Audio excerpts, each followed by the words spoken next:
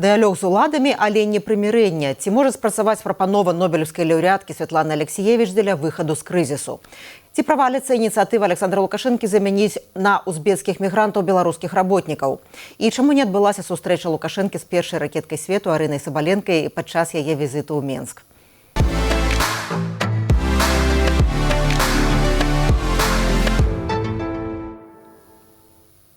Добрый дзень, тут Ганна Соусь. Мы падсумоўваем падзеі тыдня з палітычным аглядальнікам агенцтва «Позірк» Александром Класкоўскім і палітычным аглядальнікам Віталём Цыганковым. Віталь далучыцца да нашага эфіру трошкі пазней, а я вітаю Александра Класкоўскага. Добрый дзень.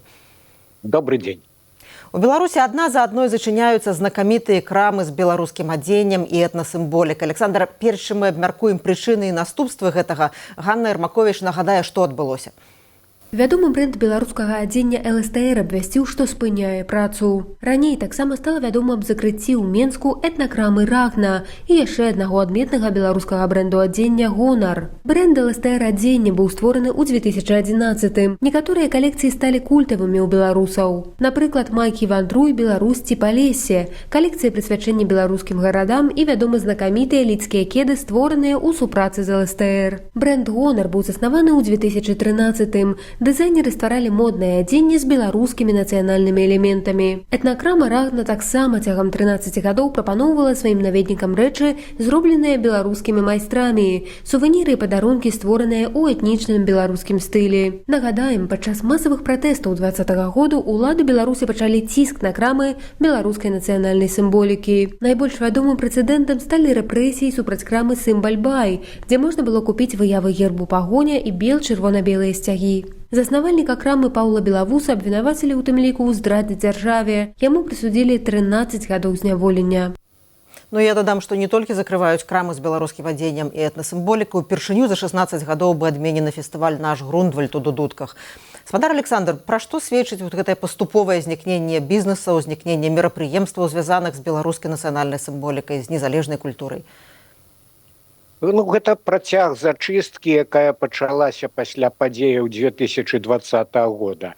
Я нагадаю, што да гэтых падзеяў беларускія ўлады, беларускае кіраўніцтва так кан'юнктурна ставілася да праяў беларускасці. І прыклад, калі быў дазволены мітынг у гонар стагоддзя Беларускай Народнай Рэспублікі, і тады тыя ж самыя сцягі, якія потым там фашысцкімі былі абвешчаны, былі дазволены афіцыйна ў межах гэтага мерапрыемства. Ну, але 20-й год, калі вось гэтыя калоны маніфестантаў ішлі менавіта пад бел-чырвона-белымі сцягамі, тады ўлады зразумелі сілу нацыянальнай сімволікі, убачылі яе сувязь з апазіцыйнасцю, з жаданнем сумленных выбараў, з жаданнем сапраўднай незалежнасці, і таму пачалося вось такое мачылава, так бы мовіць, ужо па поўнай праграме. І цяпер я думаю, што гэта шчыруюць найперш выканаўцы. Мы ж чулі, як на гэтую тэму выступаў Рыгор Азаронак, у яго ў эфіры быў Вадзім Гігін, яшчэ адзін вядомы прапагандысты. Адчуваецца, што яны робяць гэта за асалодай. Я не думаю, што гэта Лукашенка канкрэтна вось пальцам паказвае: знішчыце гэтую краму, знішчыце тую. Гэта, так бы мовіць, ніжэй за радары для яго. Але гэтыя вось выканаўцы, яны ведаюць у прынцыпе стаўленне Лукашэнкі да ўсяго беларускага.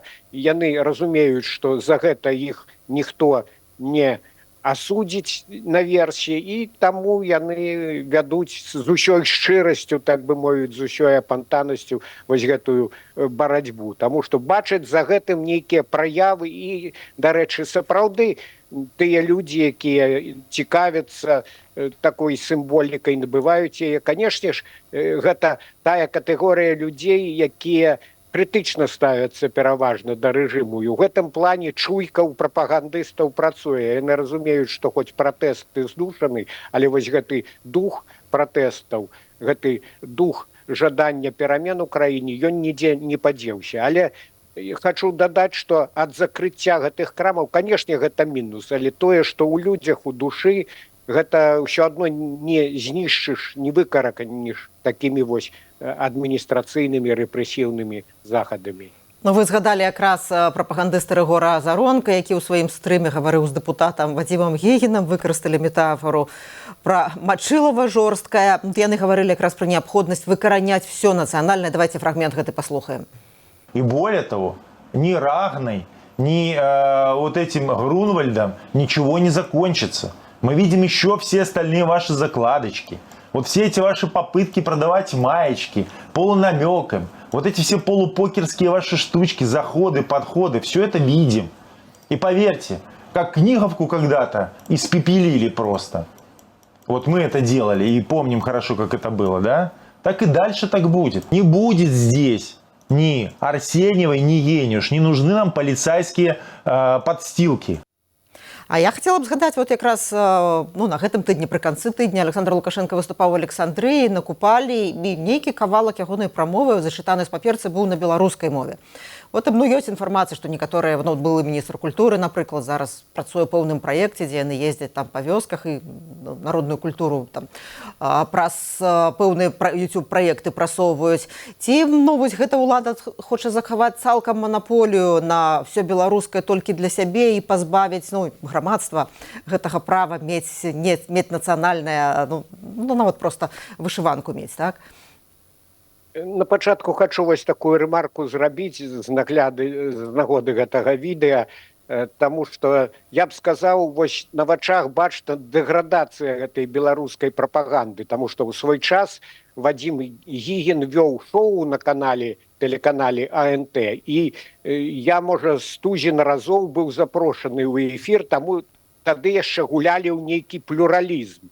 Потому что в одни вороты, было не камильфо, так бы мовить, это ток-шоу, значит, повинно быть сутыкнение меркавання. Конечно, большасць у студыі былі про лукашэнкаўскія, про расійскія кадры, але вось, напрыклад, тады была гарачая тэма анексіі Крыма, і нехта павінен быў выступіць вось з такіх незалежніцкіх пазіцый у падтрымку Украіны, і я ў гэтым амплуа выступаў. Цяпер, як мы бачым, сядзіць адзін прапагандыст, сядзіць другі прапагандыст і дзьмуць у одну і тую ж дудку. Вось гэта такая дэградацыя проста лукашэнкавай прапаганды. Што тычыцца самога Лукашэнкі, що ж таки вось гэтая формула, што ён закляты вораг беларушчыны, яна трошки спрошчаная, на мой погляд. Таму што Лукашенко, ён ставіцца да беларускага канцэпту залежна ад палітычнай кан'юнктуры. Ён гэта разглядае праз прызму захавання сваёй улады. Я вось ужо згадываў пра гэта святкаванне стагоддзя БНР.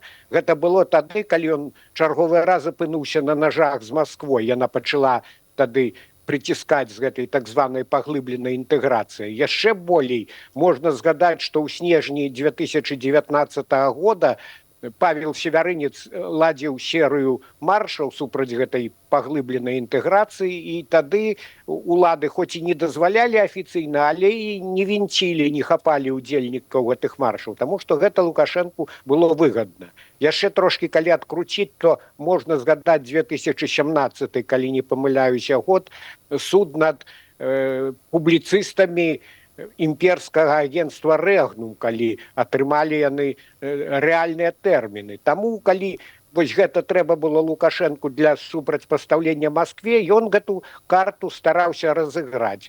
Ці калі абвастрыліся дачыненні з Літвой, то таксама ён згадаў пра часы Вялікага княства Літоўскага і стаў абвінавачваць літоўцаў, што яны, маўляў, прысабечылі нашу гісторыю. Але гэта кан'юнктура, вось пасля 20-го года яна змянілася.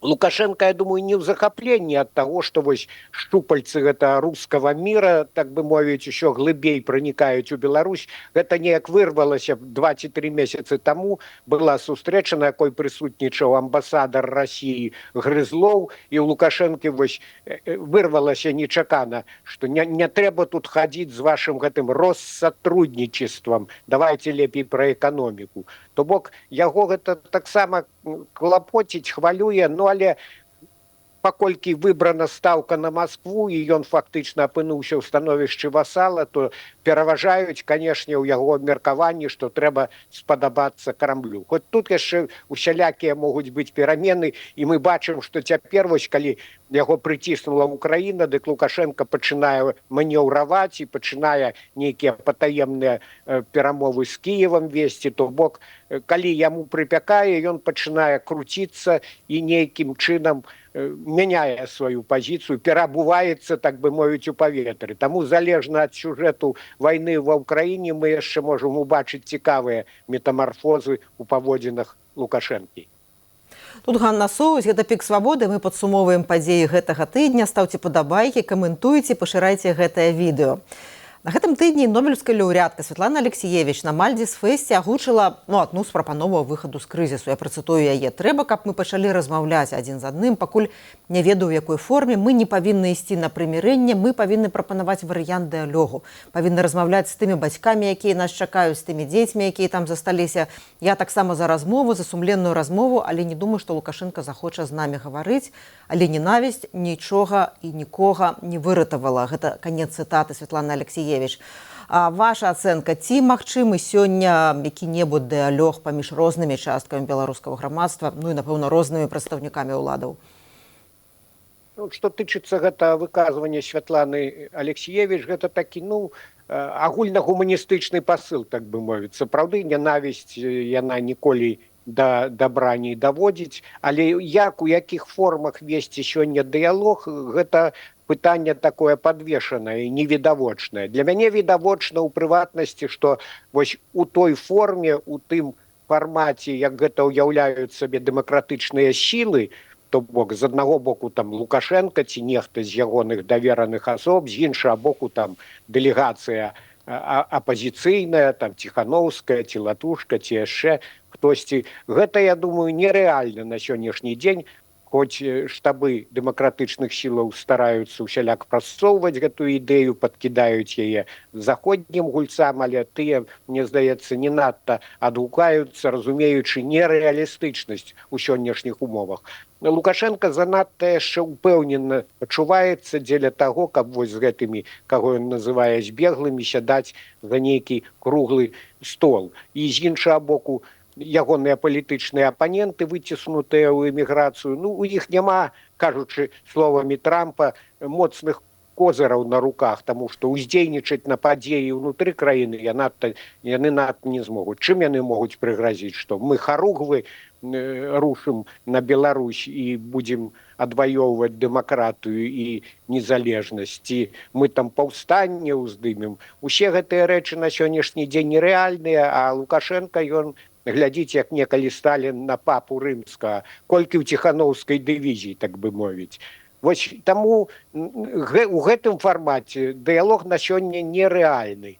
Пры тым, што, я думаю, у атачэнні Лукашэнкі ёсць розныя людзі, і у наменклатуры таксама, мне здаецца, дастаткова такіх персанажаў, якім абсалютна не падабаецца хада падзей унутры краіны, вось гэта небяспека ўцягнення Беларусі ў вайну, адсутнасць эканамічных рэформаў, але гэтыя людзі сёння сядзяць, прыкусіўшы языкі.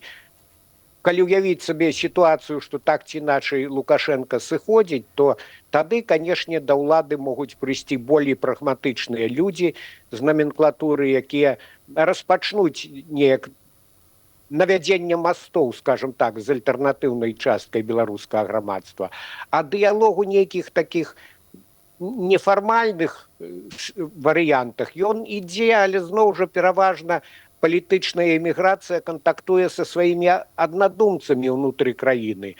Дастукацца да лукашыстаў, гэта таксама вельмі цяжка на сённяшні дзень, таму што, напэўна, яны адчуваюць сябе на кані, яны адчуваюць сябе пераможцамі, вось што мы бачым па паводзінах, па лексіцы, па закліках таго ж Гігіна ці Азаронка. Тут будзе многае залежыць ад развіцця падзей. Калі узнікне крызісная сітуацыя, то, канешне, і Лукашенко можа стаць болей падатлівы, але ён найперш будзе старацца дамаўляцца з урадамі заходніх краін, з тымі, каго ён паважае за сілу. І мы бачым ужо гэта ў амерыканскім трэку, мы бачым, што закідаецца Буда у бок Еўропы, правда, пакуль што без асаблівага поспеху. Мы бачым, што і з Кіевам нейкія закулісныя перамовы вядуцца. То бок падсцілаць саломкі Лукашенко разумее, што на всякі выпадак трэба. Але ўсё ж пры ягонай зацятасці, я думаю, калі ўявіць сабе сітуацыю такога крызісу, што зусім аслабнуць ягоныя пазіцыі, дык тады ўжо процілеглы бок не палічыць патрэбным дамаўляцца, ён ужо будзе тады праціскаць проста сваю лінію і дэмантаваць гэты рэжым. Ну, вот працяг вашай думкі пра альтэрнатыўныя грамадствы. Вот зараз у адзін і той жа час практычна праходзяць дзве вельмі розныя падзеі. 6-й незалежны фестываль Тутака на Беласточчыне, там удзельнічаюць беларускамоўныя гурты, творцы, палітвязні, Ціхановская, і 35-й дзяржаўны славянскі фестываль у Віцебску з Лукашэнкам, ну і пераважна расейскімі выканаўцамі. А пра удзельнікаў славянскага базару больш падрабязна раскажа Ганна Ермакович. Колькі заплацяць пракрамлёўскім артыстам, якія выступяць на славянскім базары, а каму выступаць там цяпер забаронена. Сёлета на Віцебскі фестываль зноў вязуць расійскіх артыстаў, якія падтрымалі агрэсію супраць Украіны, і заплацяць ім за гэта з беларускага дзяржаўнага бюджэту, то бок з грошай падаткаплатнікаў. Сярод выступоўцаў дэпутат расійскай дзяржаўнай думы і спявак Дзяніс Майданаў. За адзін з канцэртаў яму заплацяць больш за 28 000 беларускіх рублёў. Яшчэ больш, каля 38,5 тысяч атрымае выканаўца Акмаль. Ён публічна падтрымліваў расійскіх вайскоўцаў і выступаў у акупаваных гарадах Украіны. Яшчэ адна удзельніца Вольга Кармухіна. Яна не проста выступае на пракрамлёўскіх канцэртах, але і асабіста збірае дапамогу для расійскай арміі. За выступ на славянскім базары ёй заплацяць амаль 39 000 рублёў. Омскі рускі народны хор, які рэгулярна ўдзельнічае ў канцэртах у падтрымку расійскага войска, атрымае з беларускага бюджэту больш за 17 000 рублёў. Тым часам дырэктар славянскага базару адкрыта заявіў, што існуе спіс беларускіх артыстаў, якіх на фестываль не запросяць за іх палітычную пазіцыю пасля 2020 году. Канкрэтных імёнаў Глеб Лапіцкі не назваў, але ў так званых чорных спісах фігуруюць імёны Ганны Шаркуновай, Дмітрыя Калдуна, удзельнікаў гуртоў Нові Бэнд, Light Sound і многіх іншых артыстаў, якія раней выступалі на фестывалі. А, спадар Александр, ці можна сказаць, што вот сёння існуюць такія дзве паралельныя альтэрнатыўныя Беларусі, афіцыйная, арыентаваная на Расію, і іншая, якая захоўвае нацыянальную ідэнтычнасць па-за межамі краіны? І якія шансы вот у гэтых двух паралельных альтэрнатыўных Беларусяў стаць адной Беларусю? Ну так, калі глядзець менавіта параўноўваць гэтыя імпрэзы, то гэта як два сусветы.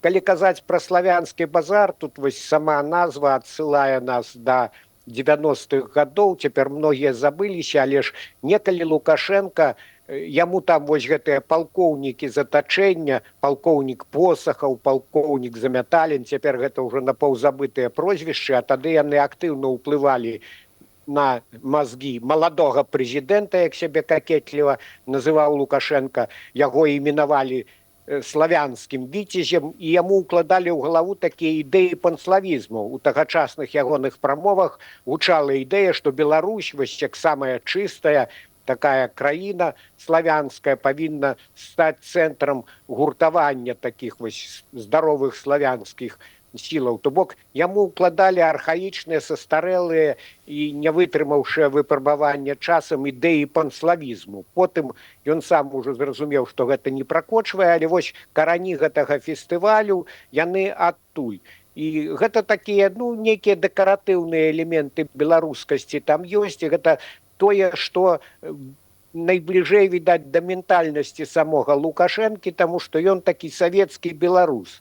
Ён выхоўваўся на такой, ведаеце, калі дзеля таго, каб дэманстраваць разнастайнасць культур народаў Савецкага Саюза, дазвалялі там апранацца ў нацыянальныя строі і танчыць хто гапака, хто лявоніху. Вось на такім узроўні, на дэкаратыўным ён успрымае гэта разнастайнасць культур. Тое, што ўсё гэта глыбей значна, што гэта мусіць быць прасякнута унутранымі перакананнямі, нацыянальным духам, гэта, мне здаецца, па-за межамі ягонага разумення і адчування. Таму гэта як два сусветы на сённяшні дзень. Калі казаць пра перспектыву, Мне здаецца, што ўсё ж таки не ўсё так безнадзейна, таму што тыя, хто у Беларусі, яны ж таксама не ўсе з'яўляюцца апалагетамі рускага міру. Мы ведаем, што сацыялогія, хоць цяпер цяжка праводзіць даследаванні, але яна паказвае, што за зліццё з Расіяй там лічаныя адсоткі, і гэта ўжо даўным-даўно такія прыблізна лічбы трымаюцца там у даследаваннях прафесара Вардамацкага, там Чатам Хаус і іншых. То бок злівацца ў экстазе з Расіяй не хочуць нават і праўладныя беларусы ў сваёй большасці. І потым, вось, калі браць не такую апазіцыйную частку, то для мяне адметна, што вось у сацыяльных сетках ідзе, напрыклад, абурэнне паводзінамі рускіх, якія прыязджаюць у Беларусь. Ну і трошкі на такім дзіцячым узроўні ідзе абарона беларускасці, што не трэба Беларусіяй называць гэтую краіну. Ну, для нас гэта такія уже давно пройдзены этап. Я, напрыклад, сам да гэта ставлюся абсалютна спакойна, але бачна, што людзей гэта закранае, і яны разумеюць, што беларусы і рускія гэта розныя рэчы, розны менталітэт, у многіх праявах розны ўзровень культуры, там пачынаючы ад таго, што не кідаюць смецце міма сметніц, не паркуюцца нахабным чынам і гэтак далей. І гэта на побытавым узроўні ўсё ж такі пачуццё сваёй адметнасці. Усё ж 35 гадоў незалежнасці яны зрабілі свой адбітак, і я думаю, што вось гэта дае шанец на тое, што ў перспектыве у іншых гістарычных умовах дыялог паміж рознымі часткамі беларускага грамадства ўсё ж пойдзе і будзе мець поспех. І мы ведаем такія прыклады, вось не трэба далёка хадзіць, тая ж Польшча, яна была расколата, там было ваеннае становішча ўведзена, а потым круглы стол адбыўся, і пасля трансфармацыі тыя ж камуністы былі інтэграваныя у структуры ўлады, у палітычнае жыццё і знайшлі там сваё месца. І сёння ўжо такога вось антыкамунізму ці адваротных настрояў у Польшчы няма пры ўсёй вастрыні палітычнай барацьбы, і дамінуе ўсё ж такі нацыянальнае адзінства. Ну і яшчэ пра адну важную падзею гэтага тыдня развівалася гісторыя з запрашэннем узбекскіх працоўных мігрантаў у Беларусь. Пасля таго, як першая група мігрантаў з Узбекістану паскардзілася на нізкія заробкі, на дрэнныя умовы пражывання, дзяржаўная прапаганда паказвала сюжэт, у якіх узбекскія мігранты хваляць умовы, якія нібыта палепшыліся. Мы не ведаем насамрэч, ці палепшыліся. Прычым заробкі, якія агучваюць, яны вышэйшыя, чым у беларускіх вяскоўцаў. Лукашенко хоча прыцягнуць каля 5 тысяч грамадзян Узбекістану, каб закрыць востры дэфіцыт працоўнай сілы, які цяпер ёсць у Беларусі. Наколькі рэалістычна выглядае гэтая стаўка Лукашэнкі на мігрантаў з Азіі? Як вы мяркуеце? Ён спрабаваў ужо 150 тысяч пакістанцаў прыцягнуць, але гэта атрымаўся такі эпік фейл, так бы мовіць. Гэтая тэма цяпер, я думаю, закрытая ўжо. І Лукашенко, вось тут трэба ўсё ж такі падкрэсліць, што ўлада мае пэўную зваротную сувязь, і Лукашенко яшчэ не да канца страціў гэтую інтуіцыю, што не трэба злаваць народ. А вестка пра 150 тысяч пакістанцаў выклікала, як вядома, нават у беларусаў, запужаных рэпрэсіямі, такое незадавальненне там у сацыяльных сетках, у некаторых іншых формах. І цяпер Лукашенко дзьме на ваду. Ягоныя выступы на гэтую тэму, вось у іх падкрэсліваецца, што мы тут усё пад кантролем, у нас заключаны адпаведныя дамовы, тут вось Кубракоў узяў усё пад свой патранаж. Ну і потым усё ж такі узбекі, ведаеце, тут ёсць нейкі пэўны бэкграунд, гэта не настолькі далёка у цывілізацыйным плане людзі, таму што была нейкая агульная савецкая спадчына, так бы мовіць, ёсць адноснае веданне рускай мовы, потым узбекі параўноўваюць стаўленне да іх у Расіі і ў Беларусі, яны ўжо паспелі адчуць розніцу на карысць Беларусі. Ну і кінуты сілы, вось і тыя ж Кубракоў, і тая ж Качанова. Я вось перад нашай гутаркай прачытаў, што яна там недзе паехала ў свой родны Новополацк і сустрэлася з групай узбекаў, правяла, так бы мовіць, выхаваўчую працу.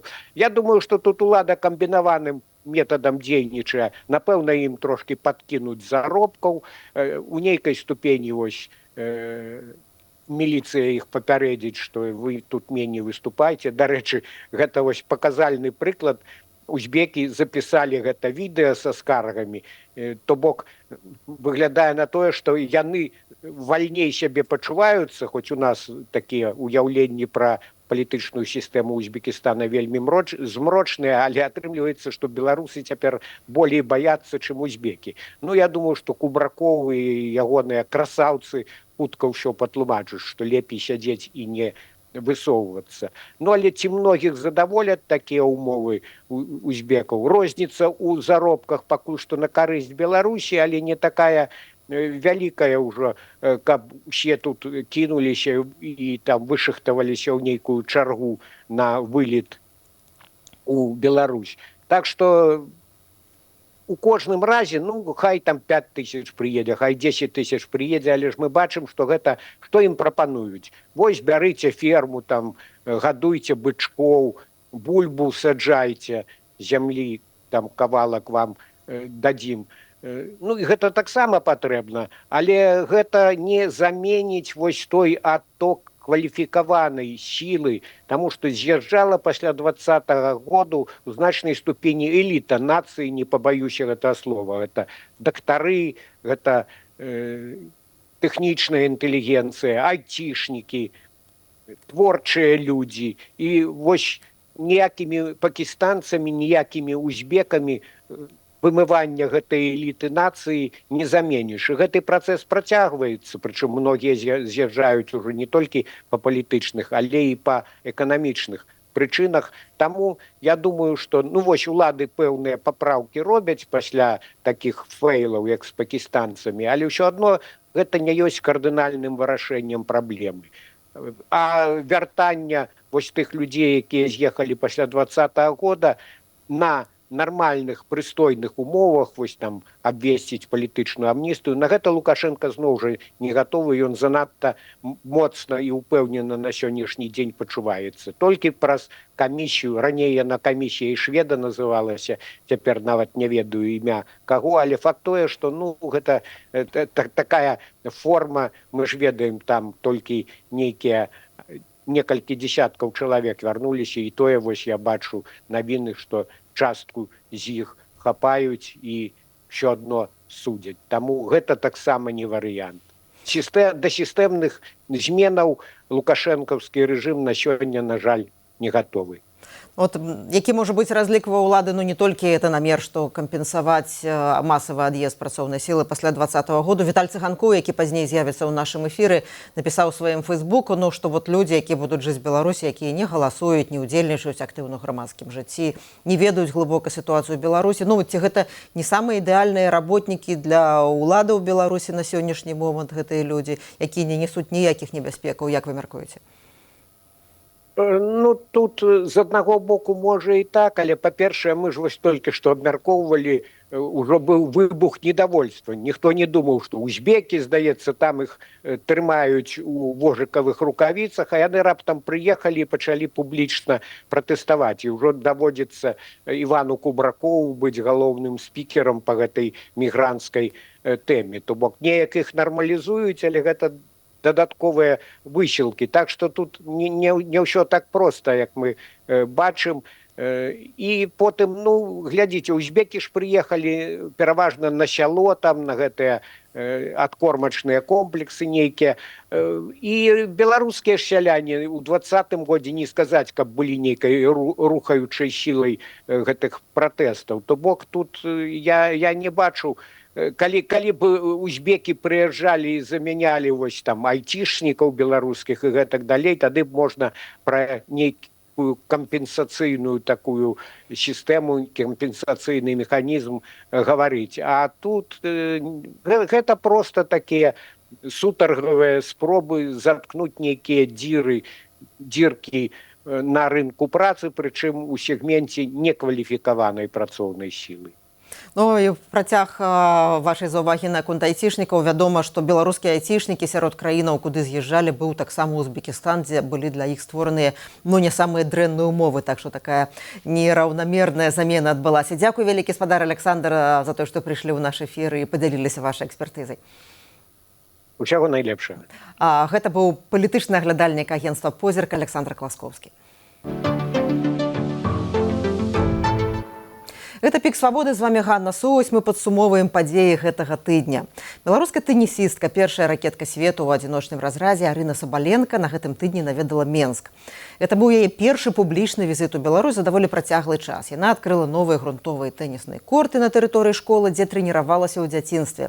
Сабаленка правяла майстар-кляс для юных тэнісістаў, раздала сотні аўтографаў. У Менск яна прыляцела разам са сваёй камандай, разам з жаніхом, бразыльскім бізнэсоўцам, аўтагоншчыкам Георгіясам Франгулісам і сабакам. У аэрапорце іх сустракалі хлебам з соллю і з народным ансамблем. Вакол Сабаленкі была ўзмоцненая ахова, і журналістам загадзя паведамілі, што па-за афіцыйным сцэнаром задаваць асабістыя ці палітычныя пытанні нельга. Інтэрв'ю таксама не прадугледжвалася. І да нас далучаецца, як я ўжо гаварыла раней, палітычны аглядальнік Віталь Цыганкоў. Добры дзень, Віталь. Привет, Таня. Калі б все ж можна было задаць пытанне Арыне, пра што б ты яе запытаўся? Вы ведаеце, я бы тут не той вариант, я бы спрабаваў вось так званую там канфліктную журналістыку, пытаць нешта рэзкае пра палітыку. Мне бы падалося, што было б цікава спытаць, а што яна, наколькі яна на сёння адчувае сябе беларускай, што яна, можа быць, чытае, што яна, можа быць, слухае, ці ведае на нейкіх беларускіх пісьменнікаў, беларускія гурты. Ну, паколькі жыве, она стала ў Майамі, ў США, і такая сусветная зорка, якая прыязджае там раз у некалькі гадоў, ці вось апошні раз паўгода у Беларусь. Мне проста цікава вось у такіх асобаў, наколькі акрамя пашпартнага ёсць яшчэ нейкае пачуццё в шырокім сэнсе, хаця б самым шырокім сэнсе беларускасці. Вось мне здаецца, дарэчы, ясно, што замежныя журналісты пра гэта ў яе не пытаюцца, а вось беларускім, як вы правильно сказалі, гэта фактычна забаронена, можна сказаць. Ну, пра што яна гаварыла, тое, што можна было прачытаць у дзяржаўных СМІ, то яна гаварыла пра спорт, згадвала пра дзяцінства. І нідзе мы не знайшлі пацверджаную інфармацыю, што падчас гэтага візіту, ці, можа, яна сустракалася прыватна з Александром Лукашэнкам, ці што такая сустрэча рыхтавалася. Чаму не адбылася сустрэча з Александром Лукашэнкам?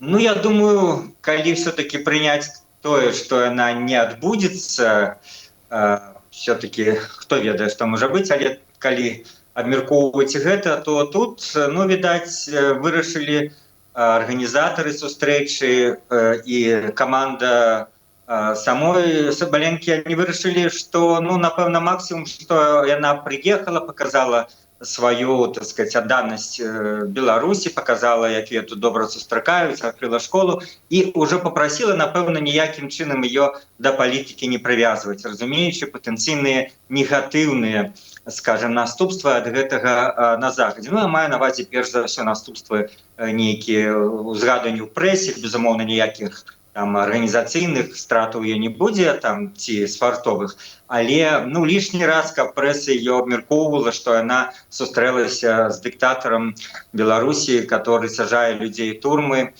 дзе самая жорсткая в 21 стагоддзі дыктатура в Европе і гэтак далей. Она, напэўна, вырашыла і угаварыла беларускіх, так сказать, беларускі бок, што гэта не трэба, і ты пагадзіліся, што окей, не будзем, паколькі, калі вы просіце, нам дастаткова таго, што вы прыехалі, адкрылі школу там з кіраўніком Менгарвыканкаму. Гэта ўжо ў пэўным сэнсе, скажем так, в шырокім сэнсе грае на прапаганду. Можна згадаць 2010 год, і Александр Лукашенко тады ў палацы спорта выходзіў на корт з двумя сусветнымі зоркамі жаночага тэнісу, Вікторыя Азарэнка і Каралінай Вазняцкі. І безумоўна, што ён бы быў зацікаўлены ў такой сустрэчы з Арынай. І, магчыма, ён мог бы і націснуць. Калі б на корт ён выйшаў, ён уже не змог бы там махнуць ракеткай, ён бы просто упал бы, это было бы вельмі негатыўны был бы ад гэтага эффект, калі ён, бачым, цяжка ему хадзіць, і тым больш з ракеткай, гэта і прычына, чаму сустрэча не адбылася, ягоны не самы лепшы фізычны стан? Ну і так, я все-таки думаю, гэта было жаданне самой Сабаленкі ці яе каманды. Вось, і яна ж сказала, калі все-таки асабліва пасля пачатку вайны Расіі шырокамаштабнай весь час пытаюцца і пра вайну, яна выціснулася, што яна супраць вайны. Вось, маўляў, адчапіцеся, я ж сказала. І калі нават мы ведаем, што спыталі выніку калісьці пра Лукашенко, она сказала, а я не падтрымліваю палітыку Лукашэнкі. Ну, тады было бы ўжо, скажем, нелагічна з ім сустракацца. І што тады гаварыць? Так што з улікам таго, што яна на адчапіцеся сказала такое, то яна подумала, што і з аднаго, і з другого боку гэта максимум, што вы ад мяне, скажем, атрымаеце. С антилукашенковского боку я сказала, что не падтрымліваю палітыку, а з боку афіцыйнага Менску, я ж прыязджаю в Беларусь, ну, уже сустракацца для мяне гэта, ведаеце, уже будзе занадта, не буду. Ну і я нагадаю, што ў 2020 годзе яна заклікала спыніць гвалт, але пазбягала такой наўпроставай гучнай палітычнай пазіцыі, але пазней з розных прычынаў апынулася сярод спартоўцаў, які падтрымалі Лукашэнку. Віталій, як вы мяркуеце, ці трэба ставіцца да спартовых зорак такога маштабу з пункта гледжання іх грамадзянскай пазіцыі? В прынцыпе, трэба ставіцца. Іншая справа, якія тут могуць быць прыярытэты і маштабы. Можа, памятаеце, у нас на Свабодзе в 2013 годзе, як зараз я удакладніў, пісаў гэты тэкст, ці павінны мы ганарыцца Азаренкай. Просто тады, чаму я азначаю, што ўпершыню было пастаўлена пытанне, што мы павінны ганарыцца спартоўцам не толькі за іх спартовае дасягненне, а за іх нейкую грамадзянскую палітычную пазіцыю. На той момант это, безумоўна, была думка меншасці. Я памятаю, все гэты тэкст абмяркоўвалі на нашай ніве, в прэс-боле. Вось, і все-таки мне здавалася, большасць была адчапіць ад Азаренкі. Дастаткова таго, што она прыносіць славу Беларусі тым, што яна адна з найлепшых спартовак у тэнісе ў свеце. Пасля 2020 году вельмі все змянілася, во всяком разе для той часткі беларусаў, якая не абыякавая да палітыкі. Вось гэтае стаўленне, перш за ўсё, як да грамадзян, а уже потым просто як да спартоўцаў, яно пэўны час прэваліравала, асабліва ў 2020-2021 годзе, і многія рабілі свой выбар. Ну і нават в пэўным сэнсе так, як і вы сказалі, про Сабаленку в тым сэнсе, што да, спачатку можа быць эмоцыямі, не разумеючы, што за гэта могуць быць негатыўныя наступствы ад уладу, все выступілі супраць гвалту, гэта был такі настрой всей краіны. А потым, калі ўжо пратэсты былі задушаны і ўлада пачала, скажем, забіраць назад, пачала всіх зноў шахтаваць под свой контроль, то большасць, многія, скажем, не большасць, конечно, многие, тыя ж самыя, што падпісвалі супраць гвалту, цяпер падпісаліся за Лукашэнку. Вось так улада дзейнічае са спартоўцамі, разумее іхнюю важнасць, разумее, што для народа важна і іхняя пазіцыя. Але я все-таки скажу, мы бачым гэтыя шчаслівыя натоўпы, якія сустракалі першую ракетку свету ў Менску, і, напэўна, для іх менавіта яны ведаць не ведаюць і не хочуць, можа быць, ведаць, што она там кажа ці пра вайну, ці пра Лукашэнку.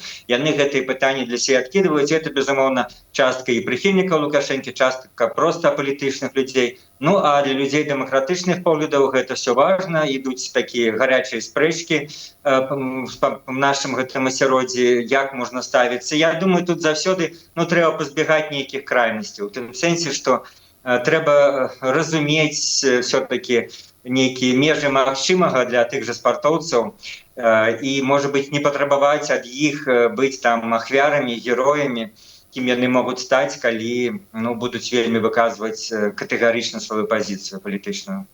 А ці можна сказаць, што ёй больш сімпатызуюць у Злучаных Штатах, дзе яна цяпер жыве ў свеце, чым вялікая частка беларусаў, які, напрыклад, за мяжой беларусаў дэмакратычных поглядаў, і чаму, калі гэта так? Тут можна толькі неяк ацэньваць. Відавочна, яна мае вялікія сімпатыі, як нумар 1. Яна 86 тыдняў ужо знаходзіцца на першым месцы сярод тэнісістак. Але я б сказаў, што яна яшчэ не дацягнула ўзроўня такіх легенд, як там Штефі Граф, Серена Вільямс, паколькі яна выйграла за сваю кар'еру толькі 4 мейджора. ну, уже теннисистки, якія вайшлі ў гісторыю, павыгравалі іх там по 15-20. Так што в этом сэнсе ее ўсё наперадзе, але мы бачым, як яна здымаецца для вядомых там нейкіх часопісаў, прадстаўляе нейкія фірмы, то бок папулярнасць сусветная у яе відавочна вялікая. Вось, і я думаю, сама яна, ну так, такое маё ўражанне ад пачатку яе кар'еры. Вот ёсць людзі, которые, можа, і хацелі выказацца, але разумеюць, што это прынясе нейкі негатыў і ў ім в кар'еры там ці ўспрыманні, і маўчаць ад таго, што ну прыходзіцца. Мы, многія з нас по некаторых пытаннях не так шчыра выказваюцца, як можа выказвались бы там на кухні, не толькі в палітыцы, а па нейкіх там сацыяльных, паліткарэктных пытаннях і гэтак далей. Толькі асобныя такія занадта смелыя.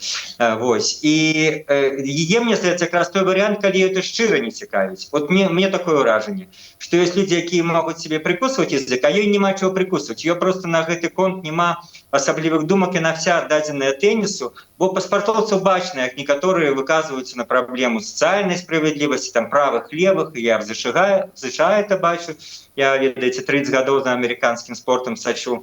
Вось. А некаторым это не трэба. Вот, мне здаецца, яна якраз той варыянт, который шчыра в душы хацела бы пакіньце мяне ў спакоі, дайце мне гуляць тэніс. Мне здаецца, это шчырае пачуццё. Ну, я хотела згадаць былога славутага беларускага тэнісіста Максіма Мірнага. У 23-м годзе ён прыехаў у Беларусі, яму давялося публічна выбачацца за тое, што ён асудзіў гвалт сілавікоў у 20-м годзе. Ну, это не адзінае пакаяльнае відэо беларускіх спартоўцаў за Зарынкай, прабачце, Сабаленкай так не адбылося. Ну, магчыма, ці ёсць нейкія закладнікі ў Беларусі, ці ёсць маёмасць, ці ёсць нешта, што ну вот трошачкі стрымлівае. Ну, не тое, каб каяцца, а проста вот быць асцярожнай прынамсі. Ну, канешне, там і пытанні, напэўна, юрыдычныя, там беларускае грамадзянства і сваякі. Маёмасць не думаю, наўрад ці яна маёмасць, напэўна, больш зараз на захадзе, там купляе, кудысьці вкладае. Яна за сваю кар'еру зарабіла каля $50 мільёнаў. Гэта другі вынік у гісторыі жаночага тэнісу. Я кажу, чаму ты і легенды зараблялі менш, бо раней менш плацілі. З кожным годам все плацяць все больш спартоўцам такіх, ну, спорту, як там баскетбол, тэніс. І таму яна ўжо вось на другім месцы за всю гісторыю жаночага тэніса. Так што тут, конечно, не нейкая матэрыяльная, не фінансавая залежнасць, а такая, вось я б сказаў, маральна-арганізацыйная. Ёй трэба, смеюцца, пашпарт, напэўна, памяняць, там прыязджала. Ну, гэта таксама можа быць. Ну і плюс, ну, ёй не хочацца абрываць. Вот, калі яна резко выкажацца супраць Лукашэнкі, ну, па-першае, я паўтаряю, маё ўражанне, якое сыходзіць з усіх яе выказанняў, што ёй гэта на самой справе не блізка, не хочацца, вот палітыка. А па-другое, она разумее, што гэта, ну, можа прынесці ёй пэўныя негатыўныя наступствы. Ну, калі ёй абрэжуць там прыезд в Беларусь, то, ну, гэта ёй будзе непрыемна і з пункту гледжання нейкіх сваякоў, нейкіх сяброўскіх сувязяў і гэтак далей. І больш за ўсё, трэцяе, яна просто, напэўна, ці ее каманда, ці яна сама, ну, не бачыць ніякай у гэтым, ну, умоўна скажем, перспектывы і сэнсу, і матывацыі. Ведаеце, калі мы там абмяркоўвалі, чаму людзі не выходзяць там гадамі на мітынгі, а ў 20-м все выйшлі. Людзі ўбачылі, што можна нешта змяніць, так ім здавалася, і это сапраўды было блізка, ну не атрымалася. Так і спартоўцы напісалі все гэты ліст, паколькі хтосьці арганізаваў, яны бачылі, да, мы напішем, мы выступім супраць гвалту, гэта дапаможа людзям, гэта дапаможа спыніць, а можа быць, змяніць уладу. Зараз, ну, калі яна скажа нешта там рэзкае супраць Лукашэнкі, ну, то што? Гэта рэвалюцыю Беларусі не наблізіць, мітынгі, людзі на мітынгі не выйдуць. Ну, у гэтым па вялікім рахунку і для яе, і для сітуацыі Беларусі не будзе вялікага сэнсу, толькі што яна атрымае, ну, большую любоў вось таких палітычна арыентаваных дэмакратычных беларусаў, як мы з вами. Ну, напэўна, для яе гэта не настолькі важна, як, можа быць, нам хацелось бы марыць. Віталь, вы згадалі ваш блог, ці павінен я ганарыцца Азарынкай, ён, падаецца, за год тады быў найбольш папулярным тэкстам на сайце Радыё Свабода. А калі б пісалі гэты падобны блог пра Арыну Сабаленку, як бы назвалі? Ці калі б на гэтае пытанне таксама адказвалі? Ну вот приблизно то, что мы уже говорили падчас сённяшняй размовы. Я б назвал бы, чаму Сабаленко хоча застацца сваёй і тут і там. Мне здаецца, на сёння гэта вось такі загаловак адпавядаў бы яе паводзінам і статусу. Вось, і адначасова гэта сведчанне і пра яе, гэта сведчанне і пра наш час, і гэта сведчанне пра тую дылему, якую тыя ж спартоўцы ва ўсіх краінах вырашаюць па-свойму. В той же Амерыцы там баскетбалісты кажуць, я выкажусь за нешта, і палова гледачоў маіх заўзятараў пачне мяне не любіць, паколькі палова за рэспубліканцаў, палова за дэмакратаў. Тым не менш, многие выказываются, многие лічаць, что по нейкіх конкретных там выпадках могуць выказываться, агульнаполітычна стараются вот так вот не отрубать другую полову своих потенциальных фанатов. Так что вот чему Соболенко хочет застаться свое и тут и там, это был бы заголовок сегодняшнего такого текста. Ну і яна неаднаразова сутыкалася з негатыўнай рэакцыяй украінскіх тэнісістак, калі ім даводзілася ўдзельнічаць у адных і тых жа турнірах. Вот, я згадаю, што сёлета ў студзені яна заявіла, што не хоча гаварыць пра палітыку, калі каментавала заклік украінскай тэнісісткай Александры Алейнікавай. Тая патрабавала забараніць удзел беларускіх расійскіх гульцоў у міжнародных тэнісных турнірах, а ў самой Алейнікавай бацька ваяваў на перадавой, і яна лічыла прысутнасць спартоўцаў з Беларусі, з Расіі вельмі няслушнай, пакуль ідзе вайна. Як вы ацэньваеце пазіцыі украінскіх тэнісістак, які патрабуюць, каб беларусы не ўдзельнічалі, і у тым ліку і пазіцыю той жа Сабаленкі, калі яна адказвае такім чынам? Давайте спачатку про Соболенку. А что, по-вашему, она может сказать? Украинская теннисистка, как и многие украинские теннисистки, потребуют, как российские, белорусские теннисистки не удельничали в турнирах. И она что хочет? Повинна сказать, да, я за это? Нет, это немагчымы ее отказ. Тому она кажет, я супроть войны, але я протягиваю гулять теннис, раз мне дозволяют. Что до позиции украинской, конечно, и эмоционально, и в любым іншым сенсе моральным, мне это зразумело. Они воспринимают, конечно, ступени розныя, но хотелось бы, каб нас воспринимали по-рознаму, но тым не менш. Яны воспринимают там Россию и Беларусь як суагрэсараў, вось, і хочуць, каб не ўдзельнічалі. Но калі уж тут гаварыць, то мы бачым в апошнія тыдні, месяцы адбываюцца зусім іншыя працэсы. Адна за другой федэрацыі вяртаюць расійскія і беларускія каманды ці спартоўцаў на свае розныя спаборніцтвы. Так што гэта вось такі працэс, які, можа быць, на жаль, для украінцаў адбываецца. І ён неадназначны, але гэта сведчыць пра нейкую стомленасць ад такой сітуацыі, стомленасць ад вайны.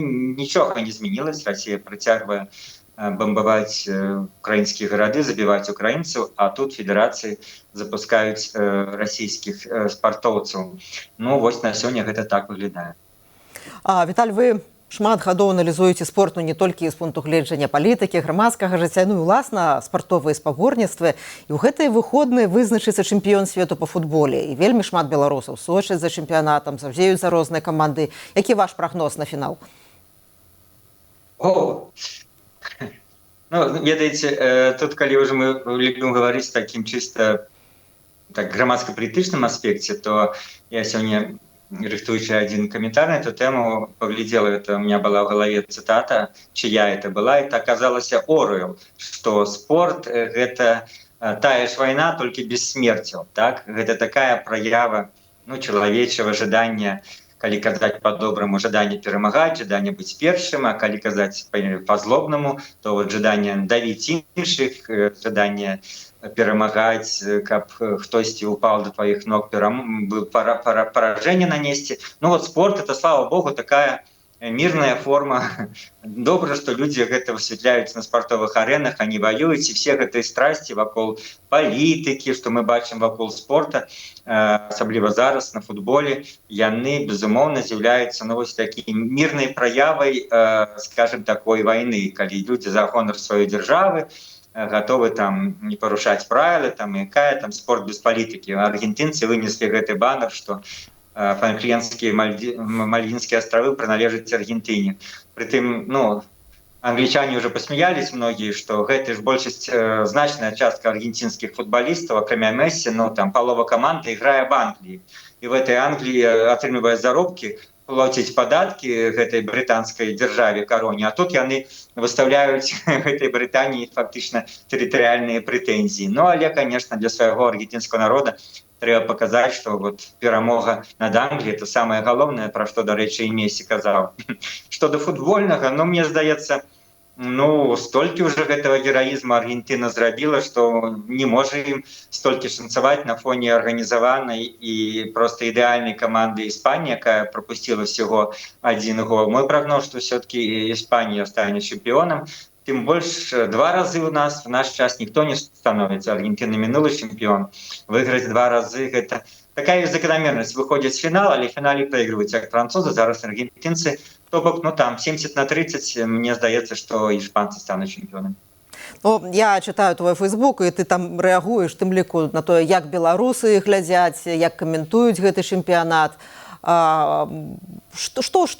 Якія твае назіранні пра рэакцыі беларусаў? Чаму для кагосьці, напрыклад, сталі героямі нарвежскія футбалісты? Якой меркай розныя беларусы глядзяць футбол? Ну, все розныя, все по-рознаму, хтосьці там... Я, напрыклад, пісаў сапраўды, што я хочу аддзяляць вот менавіта свае прыхільнасці, умоўна скажем, культурныя ці там геапалітычныя ад футбола. А вот мне не то, что не падабаецца, но я констатую, что многие люди, я там заўзею за, умоўно скажем, Италию, у них там кухня смачная, я заўзею там за Норвегию, у них там фьорды, я за Ирландию, она там все жыццё змагалася там супраць английского империализма, я там за хорватов, бо они славяне, а я африканцев люблю, и так далее. То бок не футбольные мотивы. Я кожны раз перед чемпионатом нават не ведаю, хто будзе маёй сімпатыі номер 1, паколькі буду глядзець по гульні. Вось. Ну вот норвежцы, конечно, многим спадабаліся, и такі імідж, ну, маленькая по насельніцтву краіна, плюс краіна, ну, скажем, без людей, без, скажем, имперского минулого, и там все чисто этнично норвежцы, большасць, акрамя 2 гульцоў, што таксама, ну, маецца на ўвазе, людзям падабаецца, што на сваіх уласных ресурсах, а не за кошт людзей з іншых кантынентаў, якія, так сказать, сённяшніх еўрапейскіх зборных прысутнічаюць. Гэта таксама, ну, плюс нейкі імідж, там такі добразычлівасць этого Холланда. Вот это, калі казаць пра норвежцаў. Камусьці сапраўды падабаюцца па гульні чыста іспанцы, якія, ну, самый, может быть, интеллектуальный, разумный футбол, где нема одной суперзорки, где куча зорок в разных галінах, маецца на разе, і паўабаронцы, і абаронцы, і яны гуляюць найлепшы такі калектыўны футбол. Ну, а што да чалавека, я просто уражаны Месси, ну, это нешта неверагоднае, што ён вырабляе в сваім узросце, 39 гадоў. Ёсць такая табліца в кожнай зборнай, там, напрыклад, лідары по пасах, по створаных момантах, по обводках, по дрыблінгах, по галах, по там створаных небяспечных момантах, и в кожнай камандзе там нехта асобны, там вот 6-7 этих номинаций, 6-7 лидеров. И ёсць Аргентина, и в кожнай из этих радкоў Месси, Месси, Месси, Месси.